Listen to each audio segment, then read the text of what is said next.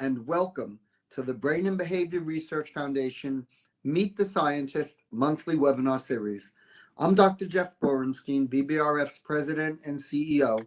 Today, Dr. Victor Tang will present Advancing Brain-Based Therapeutics to the Forefront of Addiction Care. BBRF is the world's largest private funder of mental health research grants, supporting transformative discoveries in order to develop improved treatments, cures, and methods of prevention. The high quality of the research we fund is made possible by the BBRF Scientific Council. This group of over 190 prominent mental health researchers reviews each grant application and selects the most promising ideas. Since 1987, the foundation has awarded $475 million to fund more than 6,800 research grants around the world and across a broad spectrum of brain conditions, including addiction, ADHD, anxiety, autism, bipolar disorder, borderline personality disorder, depression, eating disorder, OCD, post-traumatic stress, schizophrenia, as well as suicide prevention. Today, I'm delighted to introduce Dr. Victor Tang. Dr. Tang is a psychiatrist and clinical scientist at the Center for Addiction and Mental Health and assistant professor in the Department of Psychiatry at the University of Toronto. He's a BBRF 2022 Young Investigator Grantee. Our webinar will begin with Dr. Tang's presentation, which will then be followed by Q&A. To submit your questions, please use the questions tab on your control panel. Feel free to submit the questions at any time.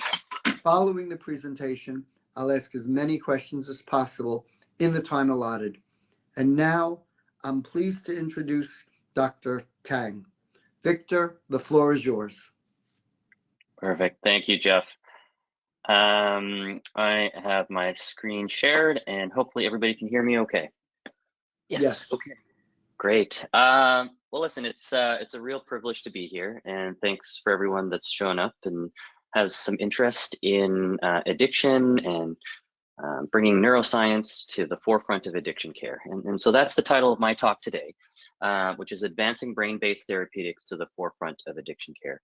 And I am hoping to speak to you all broadly about the current state of research into novel therapeutics and novel assessment methods of addiction treatment that leverages neuroscience, brain biology, and everything in between in order for us to help people get better and address treatment gaps that so sorely exist. So I'm going to start off with just a bit of disclosures. I don't have any specific conflicts of interest relating to things discussed in this presentation, but I am indebted to the funders for my research program, which is mostly philanthropic and federal organizations. Of course, the BBRF really kickstarted my career with the Young Investigator Grant. I was lucky enough to get it in my first year as a staff clinician scientist, and it really opened up doors into this research program that I've built around neuromodulation and brain-based therapeutics. I'm going to kind of broadly talk about these three topics. First is talking about treatment gaps in addiction. I have a particular focus in rTMS, or repetitive transcranial magnetic stimulation for addiction. I'm going to talk a bit about how the science behind that, followed by implementation into real-world clinical settings, other neuromodulation modalities, and then beyond treatment using brain-based approaches for assessment and monitoring of people's course in addiction. So first is, sorry, I'm stuttering here because I'm just going to try to rearrange my screen. Treatment gaps in addiction and the opportunities for brain-based therapeutics. And so basically what we have with addiction is an enormous global health problem. Approximately 35 million people or more globally have some sort of SUD or substance use disorders.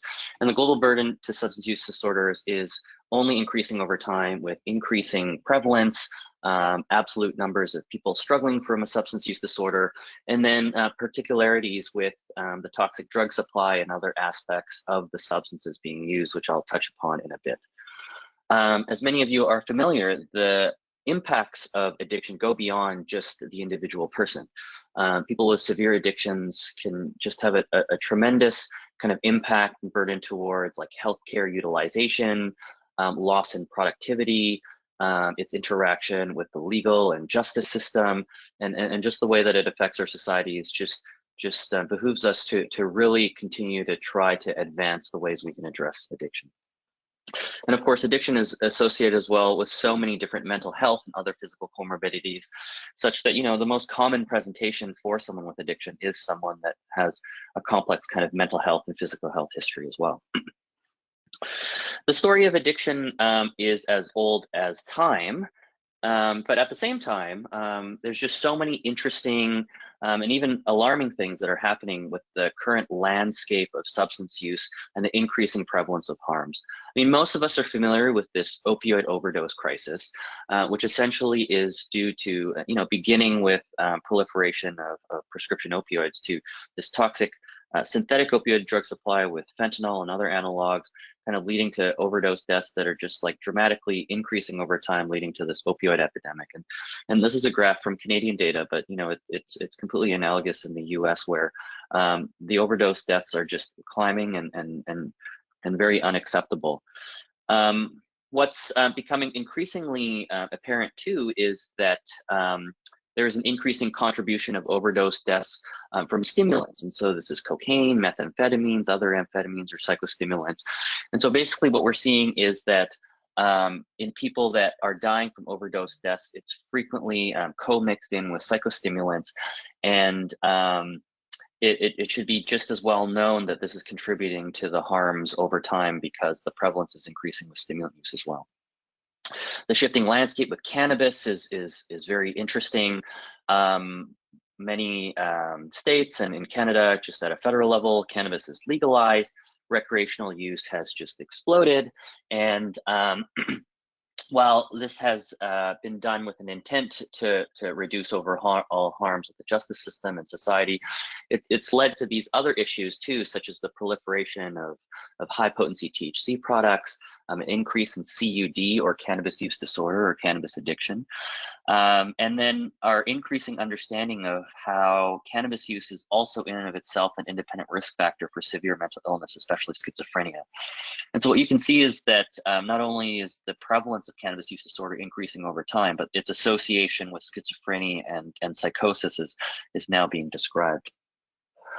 With nicotine, a very common substance dependence, things are shifting here as well, where actually globally, cigarette use is decreasing as a whole, but we are shifting to this kind of proliferation of different nicotine products, whether it's with vapes or nicotine pouches or things like that, which has really kind of changed the game in terms of dependence, because people are not only dependent on cigarettes, but also with vapes and things like that as well.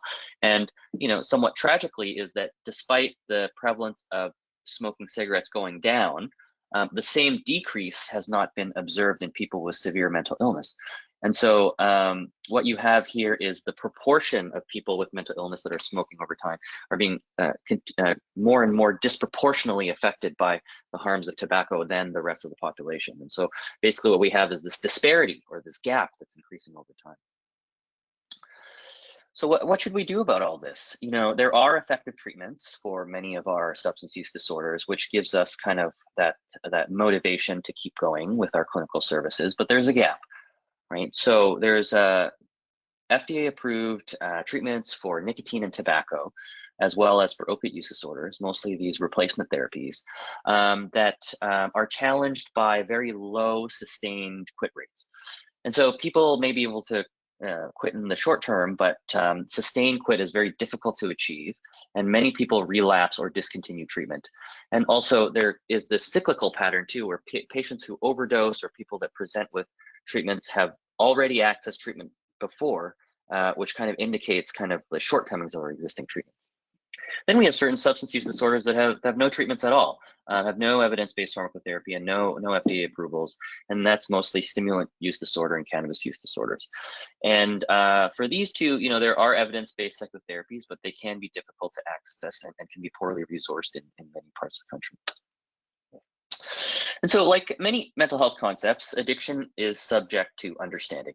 And mostly in these mental health contexts, we talk about it in a disease or a disorder state, but similarly, it's often used colloquially, in the lay public to describe a continuum of behavior, a social construct, a normal variation. And then, of course, these memes I'm describing here kind of talks about how, we use addiction kind of colloquially in everyday language, which kind of confuses the picture of what exactly is a true substance use disorder when they present in clinical settings, and why it's so important to recognize. Now, the brain disease model of addiction has been advancing in recent decades to show that there is research and scientific evidence to show that there is a brain basis for addiction. And so usually what this refers to is that there are neurobiological predisposing factors, so things that increase your risk of developing a disease, such as your family history or your genetics or your inherent response to substances, as well as neurobiological changes as a result of chronic drug use. So we know that even after, even with using drug use over time, the brain will change, kind of like any other chemical you're repeatedly exposed to, kind of like any other kind of brain injury or brain trauma. Your brain transitions from this reward-seeking behavior to this compulsive behavior that's very difficult to control. And this brain disease model parallels many other chronic diseases defined by the medical model, such as diabetes or hypertension, where yes, there are definitely psychosocial factors, and yes, there is a continuum of normal in terms of, for example, what your blood pressure is, but certainly there is a pathology that is biological, and in the case of addiction, it's probably in the brain. And so this is a commentary that was written some time ago by the NIDA and NIAAA directors about the brain disease model of addiction, and just kind of addressing it head on about why it's so controversial. And really, in the lay public, there is a lot of difficulty kind of like totally digesting this concept. But it's important to realize that, despite the controversy, it doesn't kind of mute the scientific evidence we have about all the brain basis and the brain changes that come with addiction. And we are not ignoring other factors related to addiction, but it's important to recognize this brain basis as a core part of it, because, well, then we can leverage it for treatment and to help people better. So this is a neurobiological framework that has been developed in recent years to illustrate how the brain basis is essentially a neurocircuit disorder, where we're not talking about just one center in the brain or one area of the brain or just one receptor in the brain, but more so that it's these distributed circuits within the brain, multiple regions of the brain working in concert. And it's these circuits that are underlying different kind of functional behaviors in the brain that are being hijacked. So in this model, this three-stage model of addiction, we have the binge intoxication phase of addiction, which is driven by incentive salient structures in the brain, which is these kind of like deep midbrain dopaminergic system regions, which is followed by the negative affect and withdrawal stage. So when people are not using substances, they basically get this reward deficit or stress surfeit, this stress surge, which is driven by these kind of amygdala and extended amygdala circuits. And then in between and overall, all of this is this preoccupation and anticipation stage, which we think is driven by like cognitive and decision-making and attention networks in the brain, because they are executive function deficits, which kind of drives this kind of rumination and I can't stop thinking about it, right? So binge intoxication is just when people have this hedonic kind of drive of wanting more and more of this. The negative affect is just when people feel terrible and just like incomplete when they're not with their drug. And then this can't stop thinking about it, this preoccupation stage that's driven by the cognitive circuits. So what happens when you have a disorder that can be conceptualized in the level of circuits? This is a nice diagram that kind of illustrates how we can understand kind of our disorders or human behavior on different levels or units of analysis, going from the smallest, genes or molecules, to circuits and physiology somewhere in the middle, and then behavior and self-report kind of on the more macro level. And historically we've had a very good development of behavioral interventions that affect this level of behavior. We've had great medications and pharmacology that affects the kind of molecular level of the disease. But until recently, it's been hard to intervene at this kind of like circuit or kind of macro brain level until device-based neuromodulation started becoming developed and studied more and more, and are now basically revolutionizing mental health treatment. And so when it comes to device-based neuromodulation, it's essentially using different types of devices, well, different in terms of their shape and the physical stimulus they deliver, whether it's magnetic energy or electrical energy or something else, and how they're put in the brain or delivered through to the brain. And so you can basically have a whole bunch of different neuromodulation tools that can be conceptualized as different. This is one way to kind of categorize them in your mind, which is that some neuromodulation or brain stimulation techniques have very focal stimulation, all the way to like less focal and more broad areas of stimulation. And then there's also a spectrum of invasiveness. So some can be very light to the touch in terms of its side effects, but some can be more invasive, requiring surgery or interventions like that. And so the basic idea, though, to all of this is that we're basically trying to match the tool to the target, right? So if you have this neurocircuit model of addiction, that becomes your map of where you want to go, where you want to target, and where things can go wrong. And so this is a map of my home, Toronto in Canada. And the tool, by analogy, would be that you can, once you figure out where you want to go or where the issue is, you figure out what method you want to get there, whether it's by plane or by car, or by boat, and they all kind of have their different advantages, they have their disadvantages, they have their different costs, they have their different models and things like that. And it's the same thing with neuromodulation devices. You can have all sorts of different devices, and you kind of have to figure out through research, through experience, expertise, kind of what is the best way to target the map of the brain, and what are the tools that are available, right? What has been developed, what has been created, and what can be accessed. And then when you're trying to modify the brain, it's helpful to understand kind of which direction and which phase of the illness or which aspect of the illness we're trying to go for, right? So in this kind of even more simplified dual process of addiction, we have this cognitive control deficits, which is like this inability to have cognitive control over your behaviors, and then two strongly developed automatic reactions. So that's the incentive drive, the incentive salience, that craving drive for the substance that is overactive, right? So underactive versus overactive. And the underactive may be driven by these cognitive circuits in blue, and the overactive may be in the red circuits in red. And so the idea is, can we do something that's like an excitatory type of stimulation to increase the activity of circuits that are underactivating, or can we use some sort of stimulation that decreases activity in things that are overacting? This is a great kind of roadmap of neuromodulation for addiction that was put together by my colleague, Dr. Akhtiari. And this is a nice little map of the brain, and each of these circles and the size of the circles represents how many studies or clinical trials have been done in this area of the brain, right? So here we have 36, for example, 36 clinical trials of HF, or high frequency rTMS, stimulation to this left DLPFC, or dorsolateral prefrontal cortex. And so these things have been developed and hypothesized to be targeting these aspects of our neurocircuit model of addiction that I've been talking about, right? So perhaps this trial here targeting the anterior cingulate cortex is reaching this part of the brain in terms of this circuit. And then these are affecting these regions.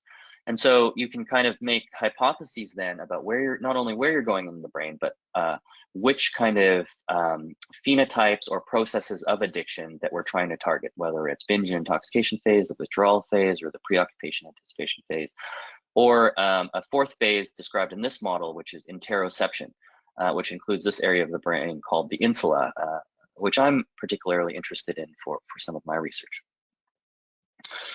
So rTMS is familiar to many people because it's probably the most popular or the most common neuromodulation modality out there. And it uses non-invasive magnetic stimulation to induce an electric field in the brain.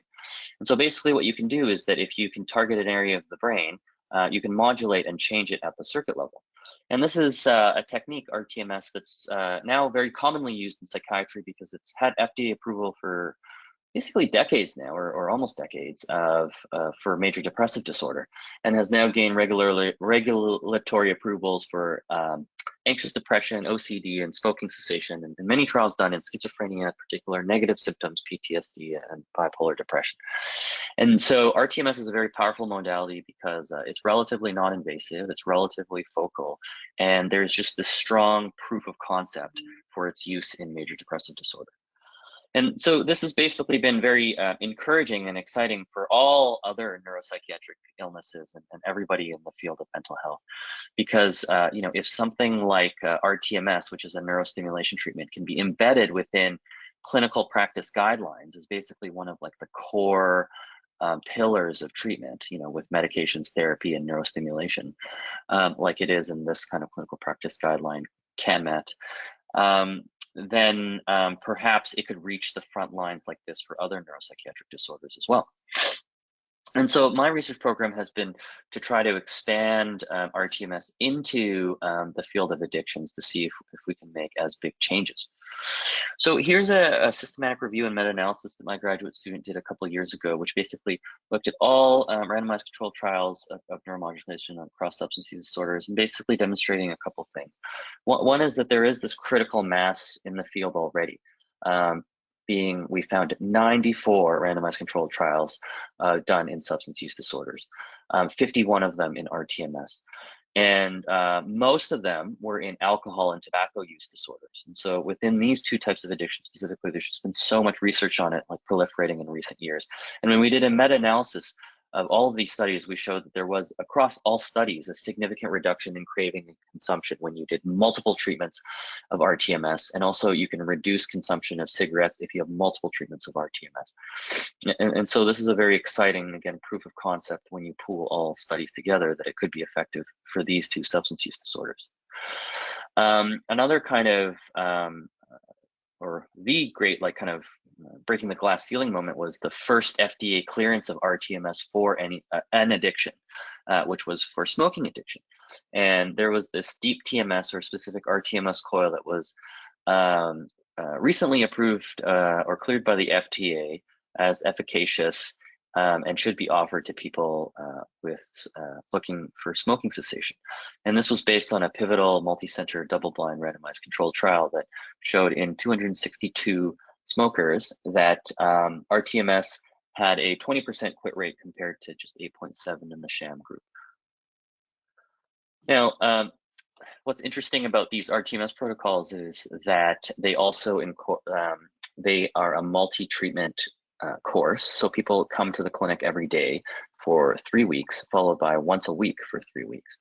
And it's paired with a smoking provocation procedure. And so there is this theory that if we can trigger people's cravings right before we stimulate the brain, that this could be more effective because we're activating the circuit right before we try to modulate it. And indeed, you know, this is a core component of the approved treatment. And so we wrote this paper kind of talking about the clinical aspects of how you can deliver this treatment in the clinic now that it's been FDA approved, and then up here in Canada, it got Health Canada clearance as well. And so the particular device was this deep TMS device that was approved that stimulates in particular the PFC, or the prefrontal cortex, and the insula. And the PFC is part of this cognitive circuit, and the insula is as well, but also underlies interoception, or the it's a hub for how a person integrates internal and external cues that drive behavior. We were interested in that pivotal trial whether there were particular subgroups of patients that responded better to rTMS, because quite frankly, although it was exciting to have this better than placebo, the quit rates could be better. And so we did this analytic model that tried to look for predictors of response within the trial to treatment. And we found some suggestion that it may be younger people and people with higher levels of craving or greater abnormal incentive salience scores that may respond better to rTMS, which helps us further refine and be further precise about who may respond to rTMS. Another way we've been trying to advance this is that we ran a clinical trial trying to combine rTMS with a medication called varenicline, which is already approved for smoking cessation. We asked the question of whether adding rTMS could increase the quit rates even more compared to just varenicline alone. And indeed, this is what we found. So this is abstinence from 0 to 100. And at the 12-week time point, so after 12 weeks of treatment, we have the significantly greater quit rate in people that had the combination of rTMS and varenicline compared to people who had varenicline alone. Although unfortunately that effect didn't persist at the 26-week mark. So again, we are continually excited about this approval and it's evidence-based, but we're continually trying to also refine it and push those remission rates even higher and higher by doing things like combination treatments. So beyond tobacco, this is a nice schematic, although it takes a while to get oriented to this figure. This is a Hanke plot, which basically talks about how shows the number of, they looked at all participants, that all numbers of participants in all clinical trials, and showed that the width of these bars shows how many people were treated with rTMS in a clinical trial. So males, most of the clinical trials were done in males, less in females, and there was a good kind of distribution of people that were active users in these trials, or people that were treatment seekers, people that were treated in detoxification centers, or people that were already in early recovery. And so there have been so many, a lot of different clinical trials in different treatment settings already, showing a promise for it kind of having a range of settings that it could be implemented in. And then the width of these kind of bars kind of shows how commonly it's been studied in people with different conditions. And so as I mentioned earlier, alcohol, nicotine, amphetamines is where rTMS has been studied the most. Probably the least is in cannabis use disorder, and that's followed by opioids. And there's a lot of different regions of the brain you can stimulate. Probably the most common one is in this cognitive circuit at the dorsolateral prefrontal cortex. But there have been many studies done in several other different regions of the brain. I know this is a little bit text heavy, but you can just basically see that a lot of different areas have been studied, and most of them have been showing evidence in this DLPFC region, or with this kind of deep coil that stimulates the insula and the prefrontal cortex. And so I became interested in cannabis use disorder because of its increasing prevalence and its associations with mental illness, and the fact that you know, it hasn't really been investigated with rTMS enough. And so, and the other thing too is that cannabis use disorder has limited treatments. So there's, as I mentioned earlier, there's currently no approved pharmacotherapies for cannabis use disorder. So this was my BBRF grant, where we proposed trying to develop an rTMS treatment for cannabis use disorder. And we were interested in targeting the insula and the prefrontal cortex because of its implications in that neurocircuit model of addiction, as well as in its efficacy in smoking cessation for helping people quit tobacco. And so this is the neurocircuit model again, and the insula is kind of this like tucked away area that's folded into the brain. And what's also interesting about insula is that for a long time now, there have been many case reports of how damage to the insula, either through strokes or ablations or things like that, people can have spontaneous remission or spontaneous quit of their cigarettes. And so it's been something that's been an area that we've always been interested in targeting, but may have been limited by the tools until now. And so this is a demographic, this diagram that kind of shows how you kind of have to fold out the cortex a bit to get to the insula, which is tucked away here. But if you use certain coils that can reach deeper into the brain, such as this MMC 140 circular coil, which has a broad field of stimulation and also goes deep, we used some electrical field modeling based on where we could hypothetically position the coil. And we determined that if we place the coil at this site of the EEG distribution system, that we would have maximal stimulation over the insula with some decent stimulation over the prefrontal cortex, which is also implicated in addiction. And perhaps this could be an all-encompassing and effective treatment for the neurocircuitry of cannabis use disorder. And so we've been running this study and we are almost finished. We have randomized about 40-ish people so far. We wanted to test two conditions, the high frequency versus low frequency stimulation.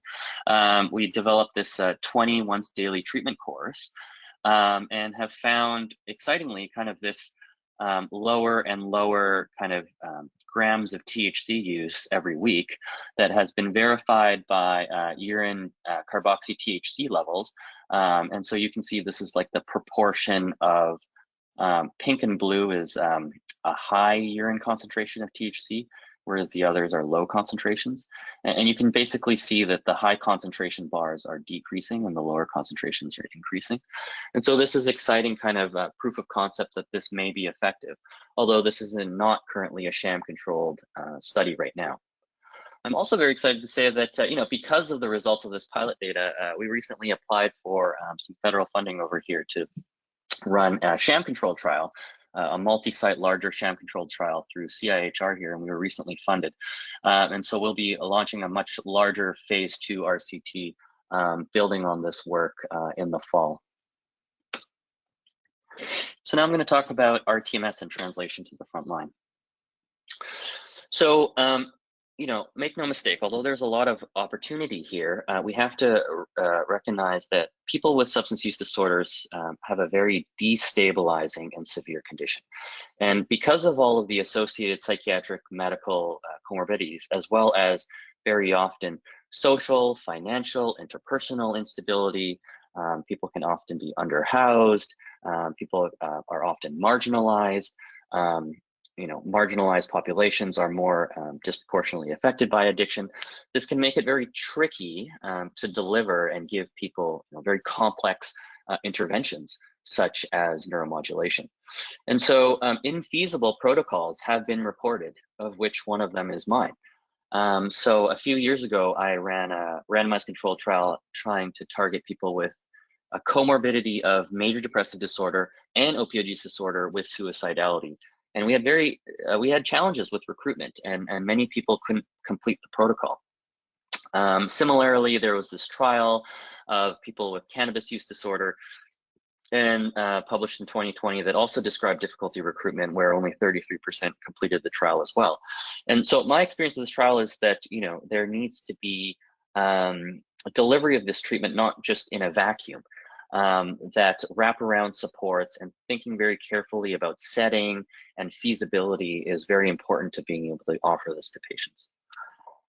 And the question, even if you have evidence of efficacy, is can it be practically implemented, right? And so this goes to some of those issues with marginalization, which is that things like rTMS can be difficult to access because of its high operating costs, the equipment costs. People have to travel. And if they live far away, people in rural communities, can be very difficult to access rTMS or an academic center.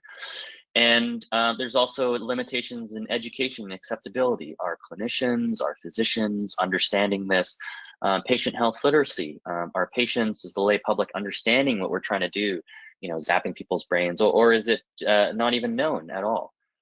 And then many real world considerations need to be considered when we're thinking about how to embed novel therapeutics, such as how does this compare to other current treatments, and where would they exist in current treatment algorithms? And what are you supposed to do if someone presents with an addiction and a mental illness, or they present with 2 addictions, or some other physical comorbidity?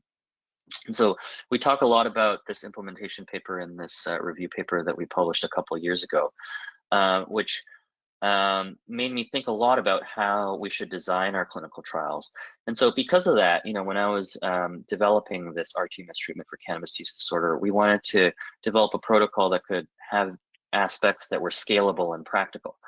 And so beyond this coil being able to reach the insula, we also know that it's actually the lowest cost FDA approved device, rTMS device that is.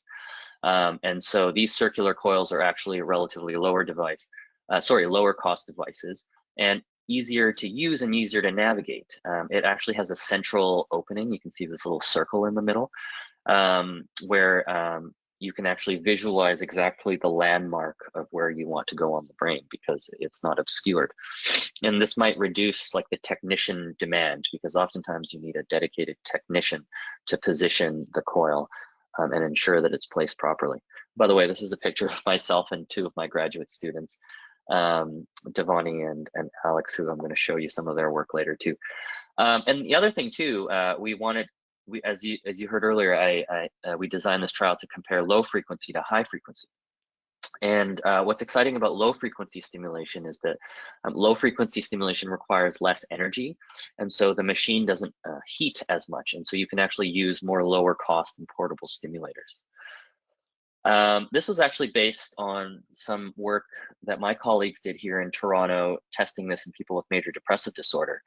And they published this paper kind of showing this setup where, because of the accessibility of this device and the ease of using this device, that you could actually treat multiple people at the same time in kind of like this treatment suite. And you only need one technician sitting in the middle that can oversee, I think, 5 or 6 treatments at a time, because it is not only lower cost, but easier to use.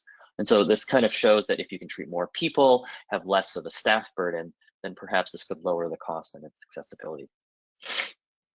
Again, why this is important is because, if we've learned anything from depression, there was a big lag between kind of the research done in rTMS when the FDA approved it in 2008 to kind of when exactly we did start seeing it kind of proliferate in clinical practice, which really wasn't until the last few years. And so there is this big gap that a lot of implementation scientists and have described as this kind of like knowledge to translation gap that can be as much as like 17 years. So one of the studies we did to kind of look at this a bit more is a mixed methods evaluation of rTMS implementation barriers and facilitators. And so we created this infographic to kind of show people about what rTMS for smoking cessation is, and tell them a little bit about it and the evidence base, and then to ask them through a survey and then an optional follow-up interview ask them about whether they think this is feasible, this is of interest to them, and could this be implicated in their clinic. And we asked treatment-seeking individuals, and we also asked healthcare providers. And what was interesting was that for treatment-seeking individuals, even a couple of years after its FDA approval, most people did not know of rTMS or brain stimulation for the treatment of smoking cessation before they read that infographic. And what's even more interesting is that most people didn't know that rTMS was a treatment for mental health disorders, such as depression. And so this knowledge gap still continues to persist, where people are just not aware of these types of treatments. But when people do learn about it, the acceptability was high. And so green is kind of like how acceptable they find the associated safety risk, how acceptable they find the 25-minute treatment duration, how acceptable they find that it is 18 treatments long. And what's encouraging is that most patients are excited and interested to learn about this. And similarly, when we interviewed healthcare providers about whether they thought rTMS could be a good approach for their patients, they did as well, although with maybe some less enthusiasm. And it seemed that they had a lower kind of agree for rTMS seems like a good match for some of my patients than maybe the patients reported themselves, which kind of shows that sometimes physicians or clinicians can be a gatekeeper to things that patients may otherwise find very interesting and would love to do. And just some themes from our qualitative interviews from people. Patients again and again in their interviews talked about dissatisfaction with available treatments as being one of the primary motivators for starting rTMS. And it's this, this is an example of a comment saying, I've tried nicotine replacement therapy, yada, yada, yada. Basically, nothing ever worked completely. I would provide me some relief, but never to a point. And it was like, I'm non-functional when I'm on the doses that would get me to quit for the medications that they were prescribed. And so not only does it not work that well, there are a lot of side effects that are intolerable. And so, patients themselves are clamoring for treatments such as this. But, facilitators that could make it easier for patients to be interested would be accessibility, flexible scheduling, and reduction of time commitment and transportation costs. And so, we are trying to innovate from this kind of like standard treatment course to different ways we can offer treatment. So in the depression world, you can offer accelerated treatment where you have multiple treatments per day, but a shorter course of treatment overall. Or some things that we're starting to test now in addiction trials is flexible dosing, where instead of giving treatment every single day, you just give treatment whenever people can show up, as long as they hit a certain minimum number of treatments. And setting matters, right? So to reduce issues of dropout, safety concerns due to instability, and so on, we need wraparound clinical care. Treatment settings can range from inpatient to outpatient. There can be differences in intensity. And then we need to consider like the need for detoxification for some substances, and that many protocols of rTMS described in the literature require some sort of detoxification. And so the question is whether rTMS needs to be paired with some sort of detoxification protocols. And that our recent review, we did a recent review of all substance use trials and found that most opiate use and stimulant use disorder rTMS studies were conducted in inpatient settings. We also wrote this commentary suggesting that residential treatment centers are great places to offer rTMS, just because there's such a high comorbidity of rTMS with depression. And so we suggested that individuals with treatment-resistant depression, this is the primary indication for rTMS, should be offered in SUD treatment centers, because that would be feasible and provide a safe therapeutic avenue for them to access rTMS while being removed from the environments where they're using drugs. And you can kind of see the depression there on its own without the substance use, and provides a safe space to provide rTMS. The other thing I wanted to touch upon is this comorbidity issue, right? So when you have 18.7 million people with a substance use disorder, and if you have 46 million people with a mental illness, 8.5 million of them will have both. So it's very, very common that people just present with both of these things. And actually research shows that people presenting to clinical settings, like psychiatric treatment settings, are more likely to have both disorders than one alone. And so understanding this comorbidity and what to do with rTMS in this comorbidity, I present to you this like illustrative case. So Mr. JD is a 45-year-old male with major depressive disorder, treated with multiple treatments for depression, but remains unwell. Approximately 8 years ago, due to the depression, he began consuming alcohol daily, and also reports difficulty quitting due to cravings and insomnia. And so he's been able to reduce his drinking behavior somewhat, but continues to drink every day, and reports that although abstinence is a goal for him, it hasn't happened yet, and he's not been able to achieve it, but he's still interested in rTMS for depression because he's heard that it could be an effective treatment option for him. So what are the issues here? One is that, again, rTMS is used primarily to treat major depressive disorder. But most of people that have major depressive disorder or some sort of primary psychiatric disorder commonly use substances. And even if it's not a bona fide kind of alcohol use disorder, for example, 29% would have binged alcohol in the past month if they report a mental illness. And the issue with that is that substance use during rTMS can increase risks of adverse events, in particular seizures, which is kind of like the feared complication, and can also interfere with the mechanism of action. As we know, alcohol and other types of substances can affect the excitability of the brain's cortex. And it may also obscure assessment of efficacy. How effective is rTMS if someone is still drinking? And yeah, so this is the same kind of idea. And current rTMS guidelines are a bit too vague, right? So there are current evidence-based like practice guidelines for rTMS for depression, which basically says to watch out for substances, document them, and then kind of evaluate its risks and benefits. But still lacking a little bit in terms of specific guidelines.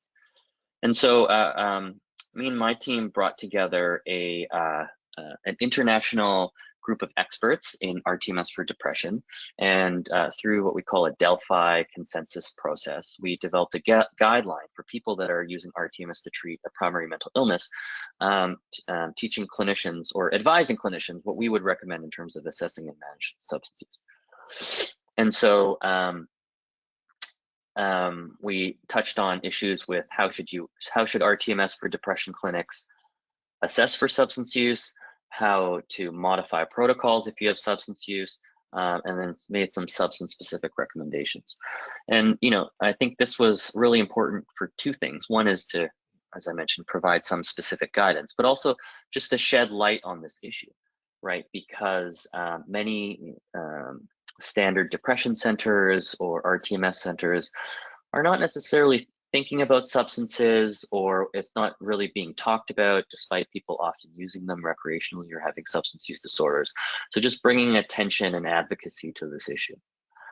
So we had a bunch of boxes for general recommendations, both for clinical practice as well as for research. And here are some themes that we generated. One was that we recommend using, that all depression clinics should have a standardized tool to screen for substance use. That although oftentimes we make abstinence or reduction of substance use a good overall recommendation, your doctor will generally say, quitting alcohol is good for you. And so if you want to come to our clinic, quit alcohol first.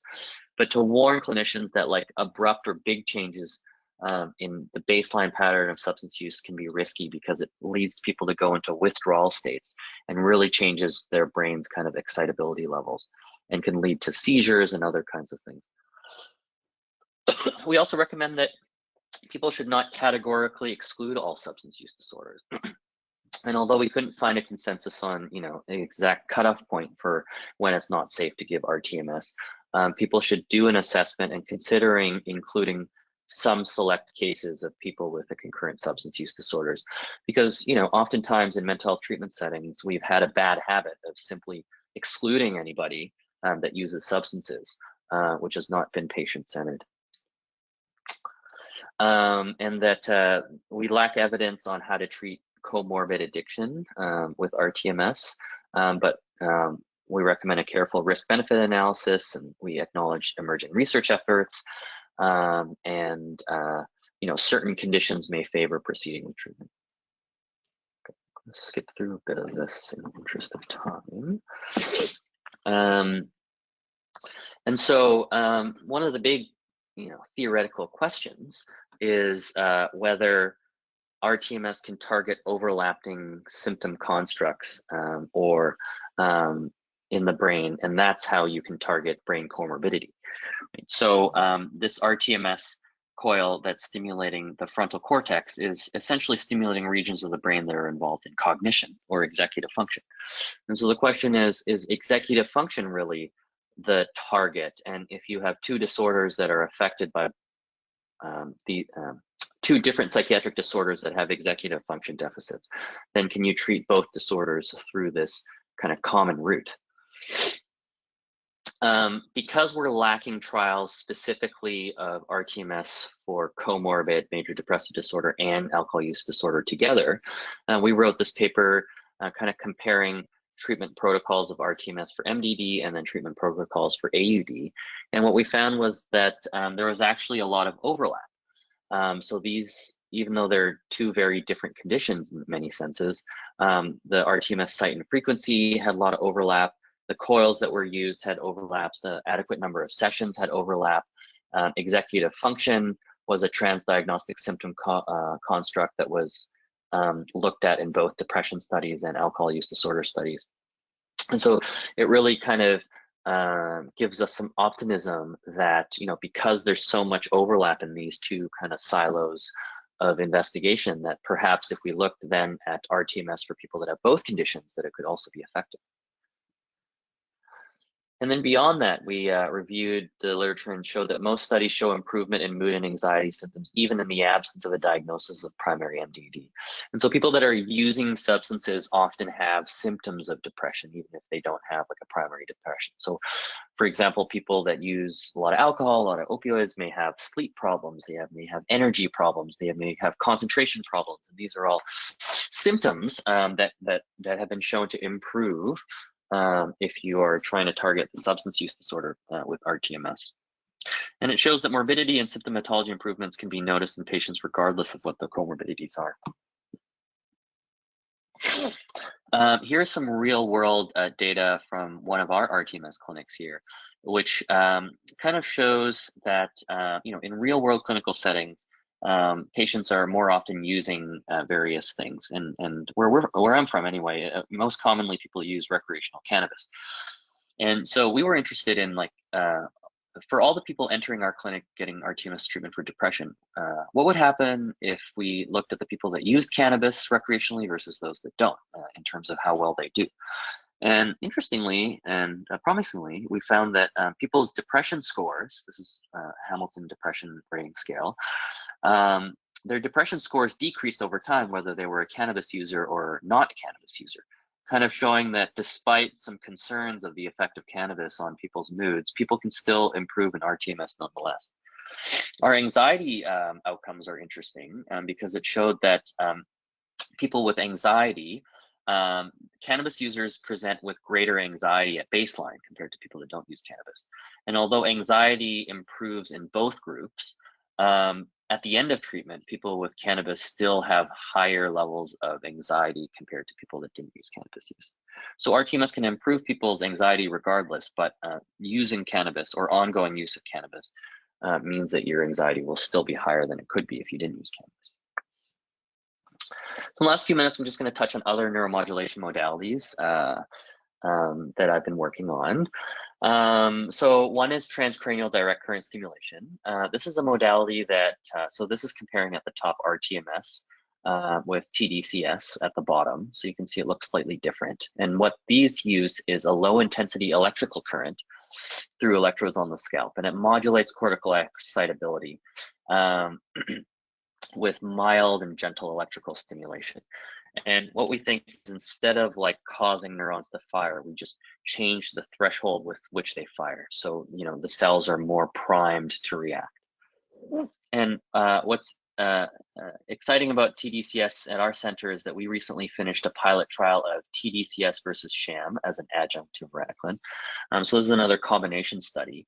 And this is a 0 to 100 7-day point prevalence abstinence. So quit over the last 7 days. And people with active TDCS had greater quit rates compared to people that didn't. And so this led us to, now we're starting a larger follow-up RCT using TDCS, but we've advanced it slightly to use this portable version of it. And so unlike other brain stimulation modalities, TDS can actually be portable and can be taken home. And indeed, you can even buy these things and wear them at home. And most recently, and very excitingly, there was a recent FDA approval for an at-home TDCS device for depression. Now we're conducting a clinical trial of remote home-delivered TDCS for smoking cessation to try to see if this can help with smoking as well.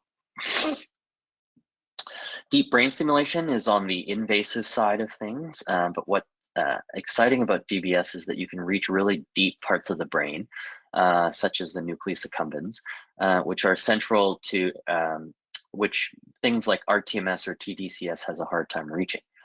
Until recently, this hasn't been investigated too much in addiction. But we did one of the first cases of deep brain stimulation for someone that was addicted to fentanyl and had very promising effects. And so this was a case report we published last year, and now we're following it up with an open label clinical trial to investigate this further. But yeah, this is a review of the literature we did. So if we look through all published studies, 65 people have gotten DBS for an addiction, and showing some promising results with many of them having a more than 50% greater substance reduction or more than 50% craving reduction. Advancing brain and behavior assessments and addiction. So if we have, this is, I just want to touch upon how we may be able to use this, not just for treatment, but for understanding and asking and assessing addictions. So this neurocircuit model underlies these kinds of three functions within the brain: the executive function domain, negative emotionality, and incentive salient kind of functions of the brain. But importantly, many of our current clinical assessments don't touch upon these things, right? So when you go and see a doctor or physician about your addiction, they'll ask you about things like environmental variables or genetic variables or stuff about the drugs when you started using it, and if you've had problems with the law or problems at work or at home. But currently our assessment measures don't touch upon these core things. And so is there a way that if we were to assess for these things in the clinic, we would have a better description of a person's brain function as it relates to the addictive disease? And so there's been this addictions neuroclinical assessment, which has developed kind of bedside or things that you can administer in the clinic, rating scales and assessment measures that touch upon these three domains of addiction to kind of address more at the core functions of addiction.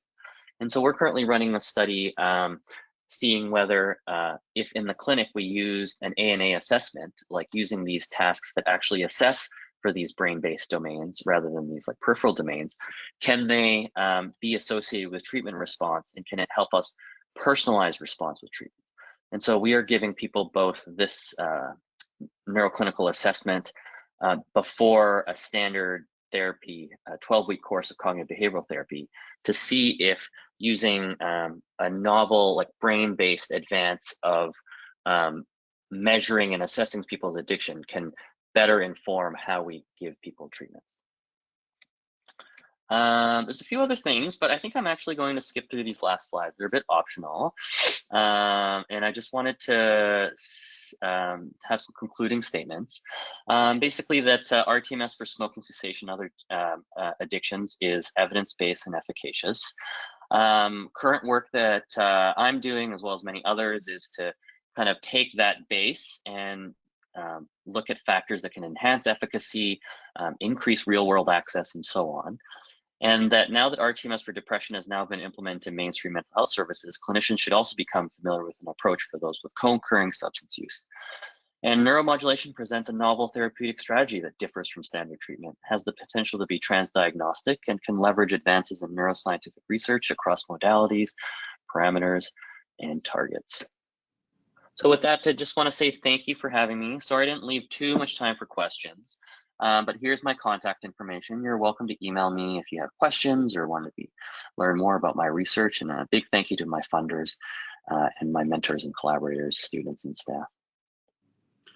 Well, Victor, I just want to say thank you for the work you're doing, for an outstanding presentation. And you really covered a lot of the questions that people ask. I'm just going to ask one question briefly in our time allotted. When people receive rTMS treatment for this, what then is the longer term ongoing? Do they get to, should they continue to have it, but maybe less frequently down the road? What's the process after they've responded to treatment? Yeah, that's a great question. And we don't know too much about it. What we do know is they probably do need some sort of maintenance. There does seem to be a drop-off in efficacy if you just suddenly stop rTMS, and some of our data has shown that. But the exact kind of like schedule of that remains to be seen. It probably is best to be less frequent just to make it more feasible. But the other thing too is trying to identify, which we're trying to do with our research, exactly where the targets in the brain are that we can measure over time so that we can detect them when things are going bad again, and then offer them kind of booster sessions of rTMS. But yeah, definitely a little bit more after the acute treatment course is needed. Well, again, I'm saying thank you so much. This is really very exciting work, and to be able to look at new approaches to treating chemical dependency and dual diagnoses, comorbid conditions, it really, really is very, very exciting for the field. So thank you so much. We're going to need to have you come back down the road and tell us what further you find out in your work. So, oh, I'd love to. Thanks so yes, much for having me, and thanks everyone for thank your you. interest. Thank you. Also want to thank everybody who joined us today for this presentation. And I'd ask people to consider making a donation to BBRF today.